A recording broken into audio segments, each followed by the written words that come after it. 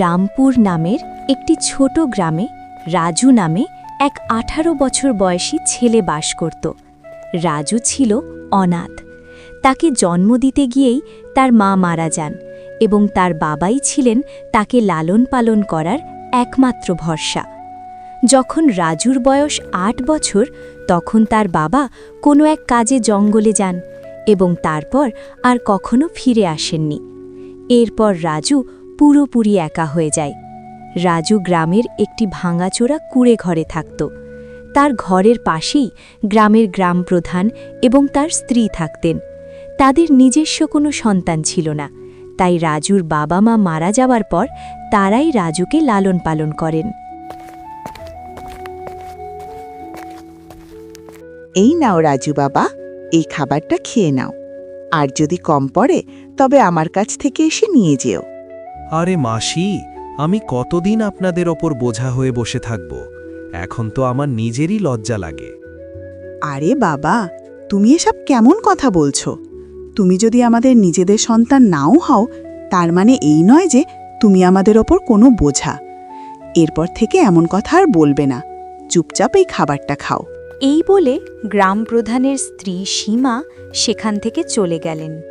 রাজু আরাম করে খাবার খেল। খাওয়ার পর যখন সে কুঁড়েঘর থেকে বেরোলো তখন সামনেই গ্রামপ্রধানকে দেখতে পেল। রাজু তাকে দেখে সরাসরি তার কাছে পৌঁছে গেল। রাজু বাবা, খাবার খেয়েছো তো? জি সাহেব, এইমাত্র মাসি খাবার দিয়ে গিয়েছিলেন এবং আমি সেটাই খেয়ে ঘর থেকে বের হয়েছি। হ্যাঁ, ভালো করেছো। এখন তুমি বড় হয়েছো বাবা, নিজের খেয়াল রাখতে শেখো। জি সাহেব, ৮ বছর বয়স থেকে আজ পর্যন্ত আপনিই আমার খেয়াল রেখে এসেছেন, কিন্তু এখন আমার লজ্জা হতে শুরু করেছে। এখন আমি কিছু কাজ করতে চাই।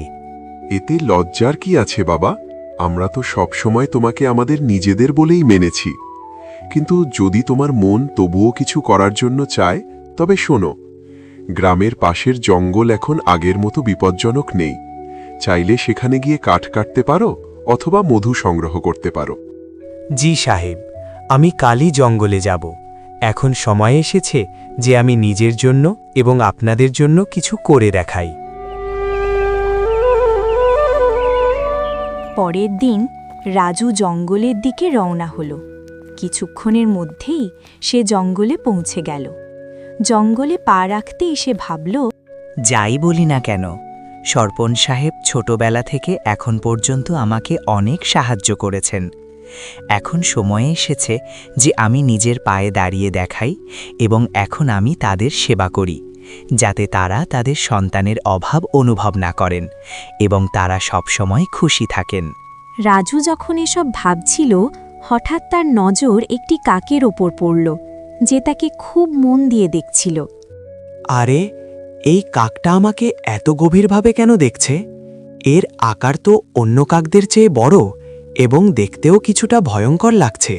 রাজু কেবল এতটুকুই বলেছিল যে তখনই কাকটি উড়ে তার কাছে চলে এলো এবং মানুষের গলায় কথা বলে উঠল, আমি তোমাকে খুব ভালো করেই চিনি। তোমার নাম রাজু এবং তুমি মোহনের ছেলে। কাককে কথা বলতে দেখে রাজু খুব ভয় পেয়ে গেল এবং বলল, এটা কিভাবে সম্ভব? তুমি তো কাক, তাহলে মানুষের গলায় কিভাবে কথা বলছো? হয়তো এটা আমার চোখের ভুল। কোনো কাক কি মানুষের মতো কথা বলতে পারে? না, এটা তোমার চোখের ভুল নয়। আমি সত্যি সত্যি কথা বলা কাক। আসলে আমিও কখনো মানুষ ছিলাম, কিন্তু এক তান্ত্রিক আমাকে অভিশাপ দিয়েছিল এবং আমি কাকের রূপ ধারণ করেছি। আমি তোমার বাবার রহস্য সম্পর্কে সব কিছু জানি। তিনি কিছুদিন আগে জঙ্গলে গিয়েছিলেন এবং আর কখনো ফিরে আসেননি। আরে, জানি না তুমি কে। আমি এভাবে কিভাবে তোমার কথায় বিশ্বাস করব? কখনো ভেবেছ তুমি গত অনেক বছর ধরে বাবা ছাড়াই থাকছ, কিন্তু গ্রামে কেউ তোমার বাবার ব্যাপারে কথা বলে না। তোমার গ্রামের গ্রামপ্রধান ছাড়া কেউ তোমাকে সাহায্য করে না, কিন্তু আমি তোমার বাবার ব্যাপারে সব কিছু বলতে পারি। তোমার বাবা এখনও জীবিত আছেন এবং আমি এটাও জানি তিনি কোথায় আছেন। আচ্ছা, তাহলে বলো, আমার বাবা কোথায়? আমি তার সাথে দেখা করতে চাই। আমি তোমাকে অবশ্যই বলবো, কিন্তু তার আগে তোমাকে আমাকে এই অভিশাপ থেকে মুক্ত করতে হবে। রাজু কেন যেন ওই কাকটিকে দেখে ভয় পেতে শুরু করল। আরে আমার তো মনে হচ্ছে এটা কোনো রাক্ষস যে আমাকে নিজের জালে ফাঁসাচ্ছে। এর আগে যে ও আমার ক্ষতি করে, আমাকে এখান থেকে পালাতে হবে। এটা ভেবেই রাজু দ্রুত গ্রামের দিকে দৌড়ে পালালো এবং কিছুক্ষণের মধ্যেই নিজের ঘরে পৌঁছে গেল। আরে বাপরে, ঘরে পৌঁছে এই জঙ্গল রাজু তো খুব হাঁপাতে হাঁপাতে বিপজ্জনক। বলল, এখানে তো পশু পাখিও মানুষের মতো কথা বলে। আমার তো মনে হয় ওটা নিশ্চিত কোনো রাক্ষস ছিল। আমি আর কখনো ওই জঙ্গলে যাব না।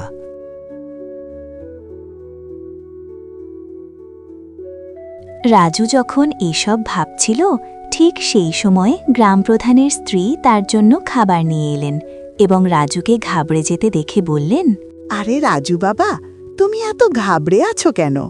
আর তোমার শরীর তো ঘামছে, সব ঠিক আছে তো? কিছু না মাসি, শুধু একটু মাথা ব্যথা করছিল। আরে বাবা, যদি শরীর ঠিক না থাকে তবে কাজ করো না। নাও, আগেই খাবারটা খেয়ে নাও আর একটু বিশ্রাম নাও। রাজু মাসির কাছে মাথা ব্যথার বাহানা করে সত্যটা লুকিয়ে গেল। মাসি আর বেশি প্রশ্ন করলেন না, শুধু খাবারটা তার হাতে দিলেন এবং ধীরে ধীরে কামরা থেকে বের হয়ে গেলেন। রাজু খাবার খেয়ে ঘুমিয়ে পড়ল। পরের দিন সকালে রাজু যখন ঘুম থেকে জাগল, তখন তার মনের ভয় দূর হয়ে গিয়েছিল। সে নিজের মনেই বলল, আরে হয়তো আমি কাল ওই কাকটাকে কথা বলতে দেখে একটু বেশিই ভয় পেয়েছিলাম, কিন্তু যদি ভাবি তবে তার কথাই সত্যতা খুঁজে পাওয়া যায়। ওই কাকটি নিশ্চয়ই আমার বাবার ব্যাপারে কিছু জানে। আর এটাও সত্যি যে গ্রামে কেউ আমার বাবার ব্যাপারে কথা বলে না। যখনই আমি গ্রাম প্রধানকে আমার বাবার ব্যাপারে জিজ্ঞাসা করেছি, তিনি সব সময় কথা এড়িয়ে গেছেন। শুধু এতটুকুই বলেছেন যে আমার মা জন্ম দিতে গিয়ে মারা গেছেন এবং আমার বাবা অনেক বছর আগে জঙ্গলে গিয়েছিলেন, যিনি আর কখনো ফিরে আসেননি।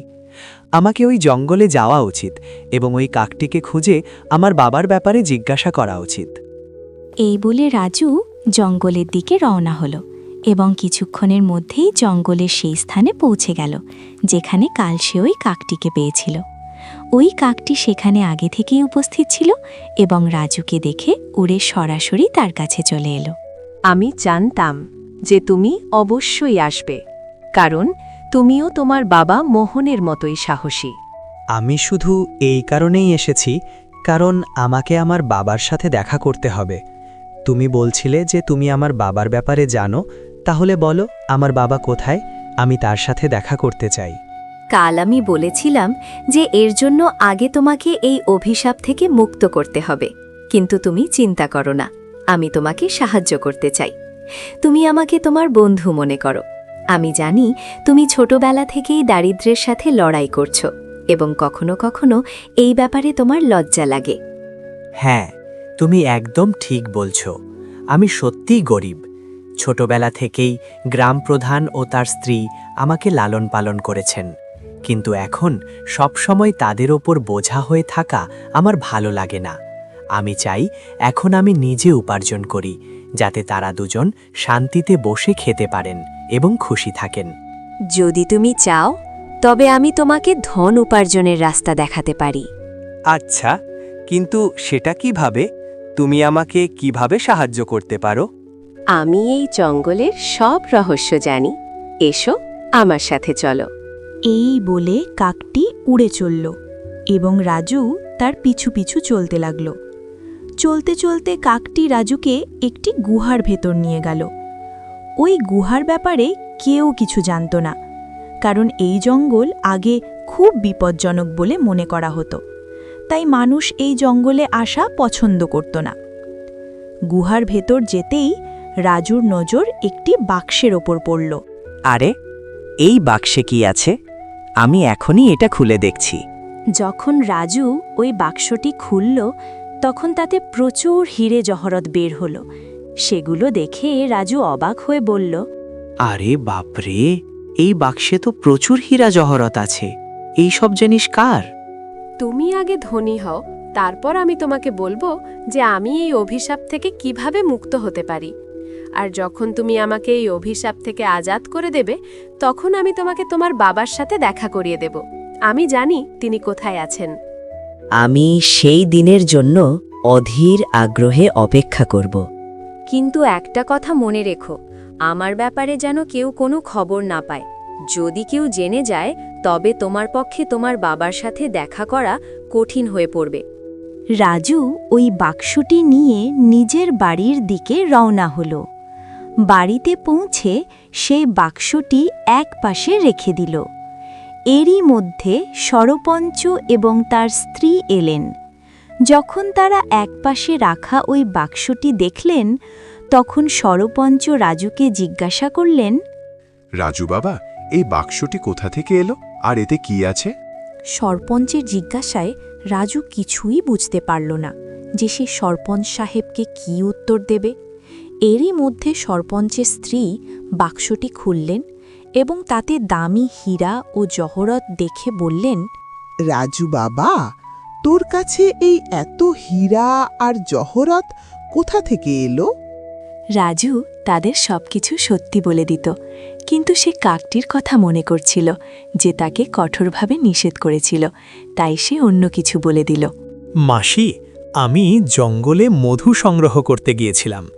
মৌচাক খুঁজতে খুঁজতে আমি অনেকটা সামনে এগিয়ে গিয়েছিলাম, আর সেখানে আমি একটি গুহা দেখতে পাই। যখন আমি ওই গুহার ভেতরে গেলাম সেখানেই আমি এই বাক্সটি দেখতে পাই।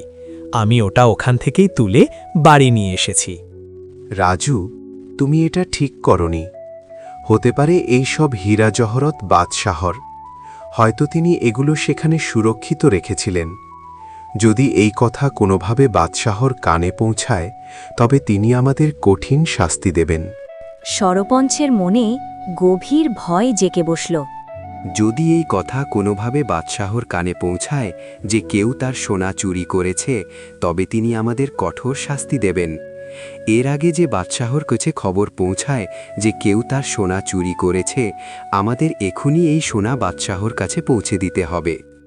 সরপঞ্চের কথা শুনে রাজু ভাবল, এখন সরমপঞ্জিকে কিভাবে বলি যে এই হীরা আর জহরত বাদশার নয়, এগুলো তো আমাকে ওই কাকটি দিয়েছে।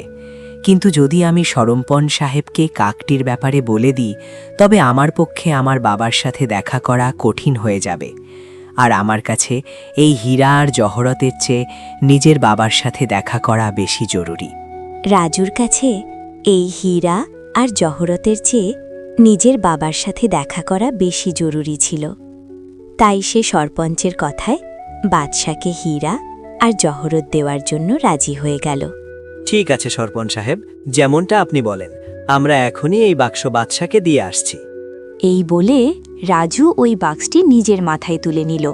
তারপর সে এবং সরপঞ্চ বাদশার দিকে রওনা হল এবং কিছুক্ষণের মধ্যেই তারা বাদশার দরবারে হাজির হল। বাদশার সামনে বাক্স রেখে সরপঞ্চ বললেন, বাদশাহ নামধার, এই ছেলেটি আমার প্রতিবেশী। এ মধু সংগ্রহ করতে জঙ্গলে গিয়েছিল এবং সেখানে একটি গুহায় এই হীরা জহরতের বাক্সটি পেয়েছে। আমাদের সন্দেহ হলো যে হয়তো এটি আপনারই, তাই আমরা এটি তৎক্ষণাৎ আপনার দরবারে নিয়ে এসেছি। এইসব শুনে বাদশাহার মনে লোভ জেগে উঠল, কারণ তিনি জানতেন যে এই বাক্সটি তার নয়। কিন্তু এত দামি হীরা জহরত দেখে তার মনে এই চিন্তা এলো, এই হীরা জহরত আসলে আমার নয়, কিন্তু যখন এগুলো ভাগ্যক্রমে আমার কাছে এসেই গেছে তবে আমি এগুলো বৃথা যেতে দেব কেন? তার চেয়ে এটাই ভালো হবে যে আমি এদের বদলে কিছু পুরস্কার দিয়ে দিই, যাতে তারা খুশি হয়ে যায় এবং এই খাজানাও আমার কাছে সুরক্ষিত থাকে। এটা ভেবে বাদশাহ তাদের বললেন, হ্যাঁ, এই বাক্সটি আমারই। আমি এটি সেখানে সুরক্ষিত রেখেছিলাম। কিন্তু তোমরা দুজনে সততার সাথে এই সিন্দুক আমার দরবারে এনে খুব ভালো করেছ। আমি তোমাদের এই সততায় খুশি, তাই তোমাদের পুরস্কৃত করা হবে। এই বলে বাদশাহ তার সিপাহীদের বললেন, সিপাহী, এই সিন্দুক এদের কাছ থেকে নিয়ে নাও এবং কোষাগারে রেখে দাও। আর হ্যাঁ, এরা সততার প্রমাণ দিয়েছে, তাই আমার কোষাগার থেকে এদের পুরস্কার হিসাবে কিছু ধন দিয়ে দেওয়া হোক, যাতে এরা খুশিও হয় এবং অন্যদের জন্য একটি উদাহরণও তৈরি হয়। সিপাহীরা বাদশাহর আদেশে তাদের কাছ থেকে ওই সিন্দুক নিয়ে নিল এবং তার বদলে পুরস্কার হিসেবে তাদের কিছু ধন দিয়ে দিল। সরপঞ্চ ওই টাকা পেয়ে খুব খুশি ছিলেন, কিন্তু রাজুর মন অস্থির ছিল। সে ভালো করেই জানত যে বাদশাহ মিথ্যে বলছেন, কিন্তু সে কিছু বলতে পারছিল না, কারণ কাকটি তাকে নিজের সত্যতা জানাতে বারণ করেছিল। রাজুর ভয় ছিল যে যদি সে সত্যি বলে দেয় তবে তার বাবার সাথে দেখা করা কঠিন হয়ে যাবে। রাজুর কাছে ধন সম্পদের চেয়ে তার বাবার সাথে দেখা করা বেশি জরুরি ছিল। তাই সে চুপ থাকল এবং তারপর দুজনে পুরস্কারের টাকা নিয়ে বাড়ির দিকে রওনা হল। রাজু সরপঞ্চের সাথে তার বাড়িতে গেল এবং বাড়িতে পৌঁছে নিজের টাকাটাও সরপঞ্চকে দিয়ে দিল এবং বলল, সরপঞ্চজি, এই টাকাটাও আপনিই রেখে দিন। আপনি সবসময় আমার দেখাশোনা করেছেন এবং আমি খুশি যে এই টাকা আপনার কাজে আসবে। সরপঞ্চকে ওই টাকা দিয়ে রাজু সেখান থেকে চলে গেল এবং পরের দিন সকাল হতে রাজু আবার জঙ্গলের দিকে রওনা হল এবং কিছুক্ষণের মধ্যে সে জঙ্গলের সেই জায়গায় পৌঁছে গেল যেখানে সে কাকটিকে পেয়েছিল। তখনই সেখানে এক সাধু এলেন, যিনি একটি বটগাছের নিচে বসেছিলেন।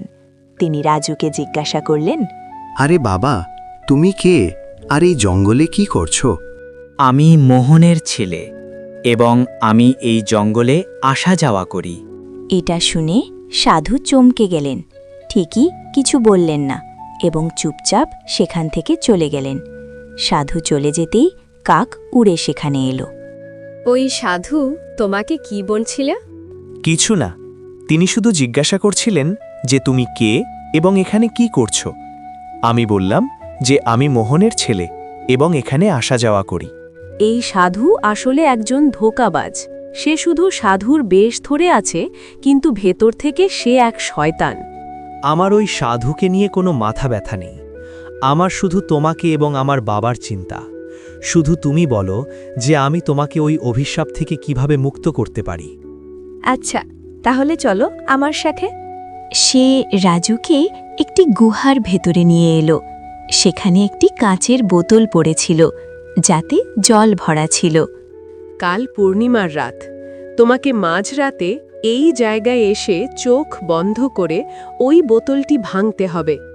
বোতলটি ভাঙা মাত্রই আমি অভিশাপের প্রভাব থেকে মুক্ত হয়ে যাব এবং তারপর তোমাকে এই রহস্য বলবো যে তোমার বাবা কোথায় আছেন। আমি কি এই বোতলটি এখনই ভেঙে দেব? না, কাল পূর্ণিমার রাত। তুমি এটি শুধু কালই ভাঙতে পারো। এতটুকু বলে ওই কাক সেখান থেকে উড়ে গেল এবং রাজুও নিজের বাড়ির দিকে রওনা হল। অন্যদিকে ওই সাধু লুকিয়ে তাদের কথা শুনছিলেন, তিনিও রাজুর পিছু নিলেন। রাজু যখন নিজের বাড়ির কাছাকাছি পৌঁছাল, সে সাধুকে নিজের পেছনে আসতে দেখে সেখানেই দাঁড়িয়ে পড়ল। সাধু কাছে এসে রাজুকে বললেন, আমি নিজের চোখে দেখেছি যে তুমি কাকের সাথে কথা বলছিলে। দেখো, তুমি এই কাককে চেনো না, সে কোনো সাধারণ কাক নয়। আমি সব জানি, কিন্তু ওই কাক আমার বাবার ব্যাপারে জানে এবং আমি যে কোনো মূল্যে আমার বাবাকে ফিরে পেতে চাই। তোমার বাবা এখন আর এই পৃথিবীতে নেই। ওই কাক তোমাকে ফাঁসিয়ে অভিশাপ থেকে মুক্তি পেতে চায়। এটা শুনে রাজু রেগে গেল। আরে সাধু মহারাজ, আমি সাধুদের সম্মান করি, কিন্তু আপনার মতো ভণ্ড সাধুদের নয়। মনে রাখবেন, এরপর আমি আর একটি শব্দও সহ্য করব না। ভালো হবে আপনি চুপচাপ এখান থেকে চলে যান।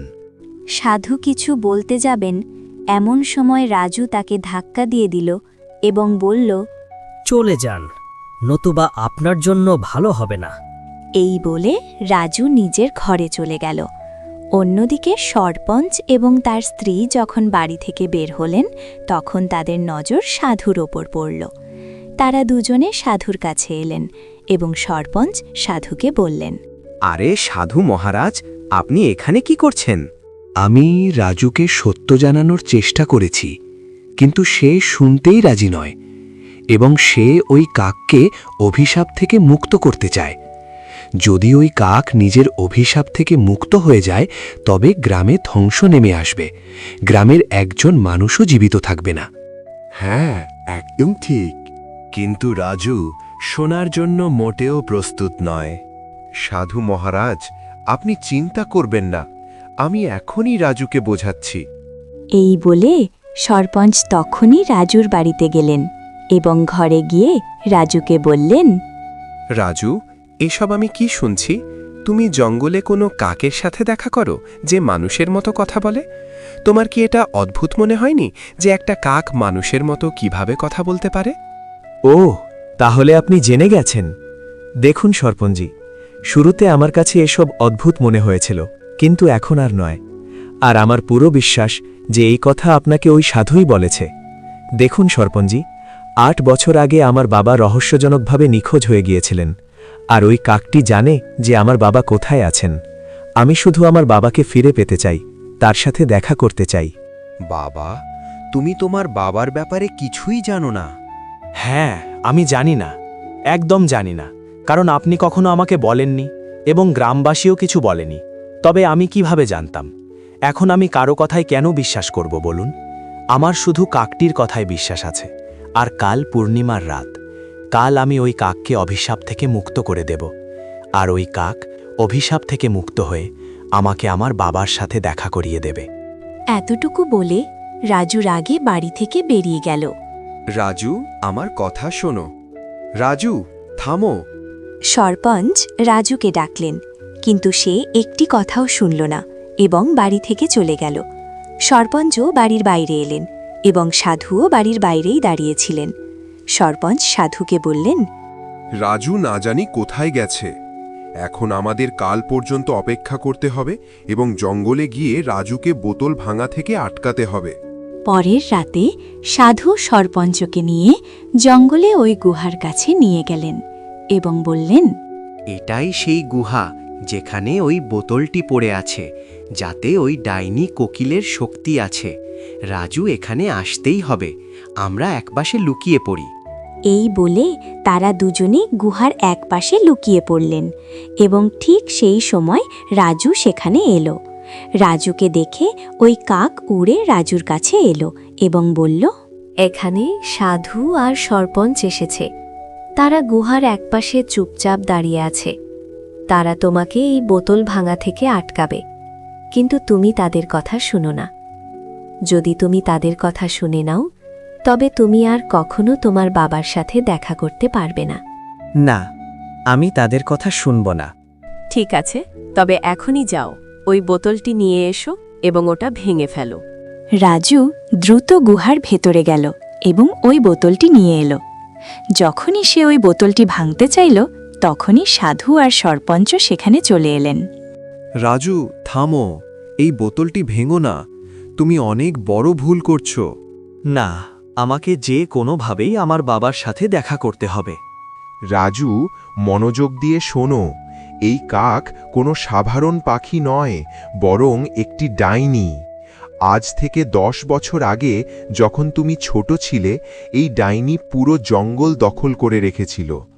যেই ভুল করে এই জঙ্গলে যেত, সে আর কখনো ফিরে আসতো না। তখন তোমার বাবা আর আমি মিলে ঠিক করলাম যে একে আটকাতেই হবে। আমরা সাধু মহারাজের কাছে উপায় জিজ্ঞাসা করলাম। তিনি বললেন যে এই অভিশাপ শেষ করার জন্য তোমাদের দুজনের মধ্যে একজনকে জঙ্গলের পাশের কুয়োয় প্রাণ দিতে হবে। তোমার বাবা সাহসিকতার সাথে সামনে এলেন এবং এই বলিদান নিজেই দেওয়ার নিশ্চয়তা দিলেন। তিনি কুয়োয় ঝাঁপ দিলেন এবং সাধু মহারাজ ওই ডাইনির সব শক্তি একটি বোতলে বন্দি করে ফেললেন এবং তাকে কাকের রূপ দিলেন। এইভাবে এই জঙ্গল সুরক্ষিত হয়ে গেল। কিন্তু এই রহস্য আমরা কাউকে বলিনি। গ্রামবাসী কিছুই জানে না। এই কথা শুধু আমি আর সাধু মহারাজ জানতাম, তাই আমরা তোমাকেও কখনো বলিনি। কিন্তু যদি তুমি এই বোতল ভেঙে দাও, তবে ও আবার নিজের আসল রূপে ফিরে আসবে। এটা শুধু ওর একটা চাল। এই লোকগুলো মিথ্যে বলছে, সত্য সেটাই যা আমি বলছি। যদি আমার মনে কোনো চাল থাকতো, তবে আমি তোমাকে সাহায্য কেন করতাম? গ্রামবাসী কি তোমাকে কখনো সাহায্য করেছে? না। তোমাকে ধন সম্পদ, হীরা জহরত সব আমি দিয়েছি। এখন আমি তোমাকে তোমার বাবার সাথেও দেখা করিয়ে দিচ্ছি। রাজু বিভ্রান্তিতে পড়ে গেল এবং সে ওই বোতলটি মাটিতে ছুঁড়ে ভেঙে ফেলল। তারপর হঠাৎ ওই কাকটি একটি ডাইনির রূপ ধারণ করল। রাজু, তুমি আমার কাজ অনেক সহজ করে দিলে।